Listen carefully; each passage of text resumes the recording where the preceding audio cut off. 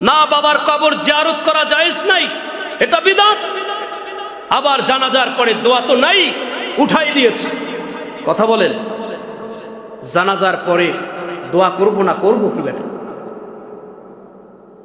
আমি আজও বলেছি, আমরা জানাজা নামাজে মাইয়িতকে সামনে রেখে বলি আল্লাহুম্মা গফিরলি হাইয়িনা ওয়া মাইয়িতিনা ওয়া শাহিদিনা ওয়া গায়িবিনা ওয়া সগীরিনা ওয়া কাবীরিনা ওয়া যাকারিনা ওয়া উনসানা আল্লাহুম্মা মান আহইয়াইতাহু।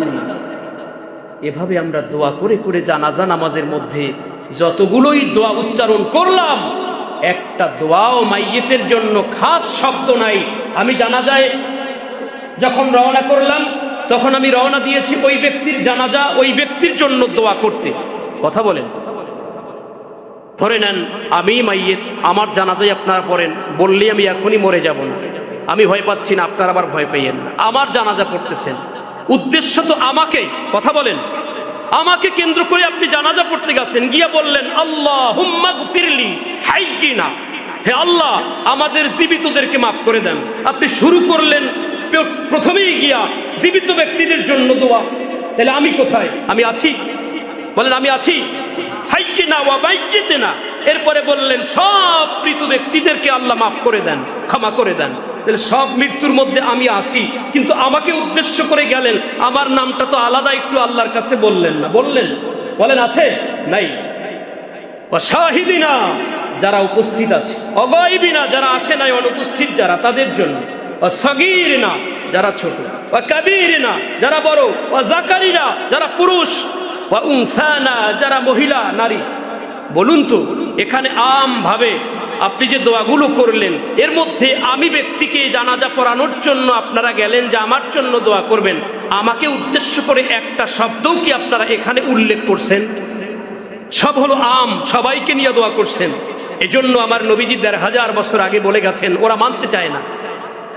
মানবে কেন? ওদের চোখে একটা রঙিন চশমা দেয়া হয়েছে।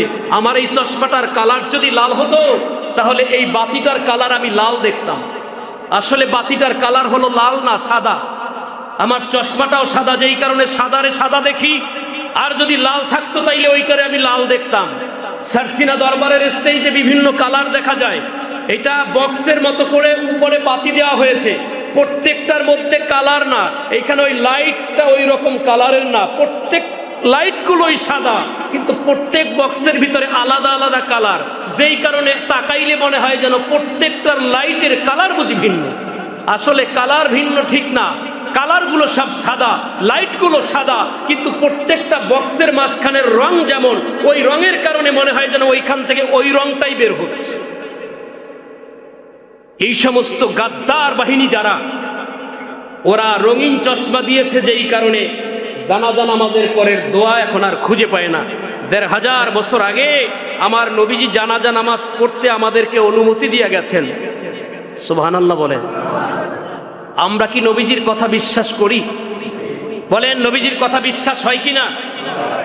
আমার নবীজি রাসূলে পাক সাল্লাল্লাহু আলাইহি ওয়াসাল্লাম ১৫০০ বছর আগে চমৎকার ভাষায় বলেছেন। নবীজির কলিজার টুকরা সাহাবী হযরতে আব্দুল্লাহ ইবনে আমর রাদিয়াল্লাহু তাআলা আনহু হাদিস খানা বর্ণনা করেছেন।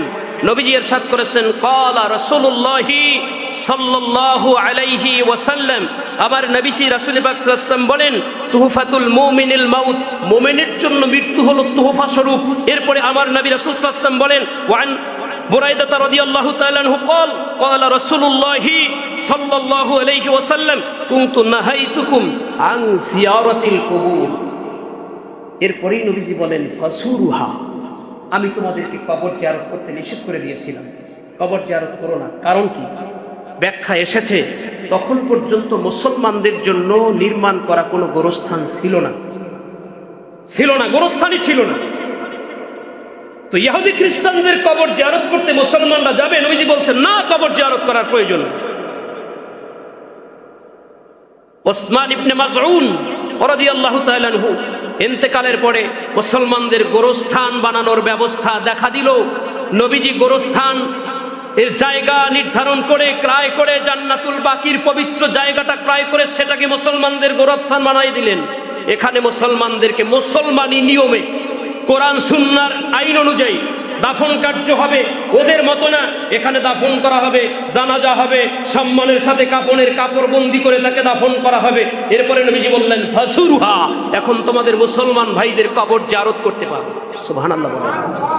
তাহলে কবর জিয়ারত করার আগে আমার নবীজি কবর জিয়ারত করতে যখন নিষেধ করেছিলেন, তখন তো মুসলমানদের গোরস্থানে গিয়া জিয়ারত করার মতো ব্যবস্থাই ছিল না। তাহলে জিয়ারত করবে কিভাবে?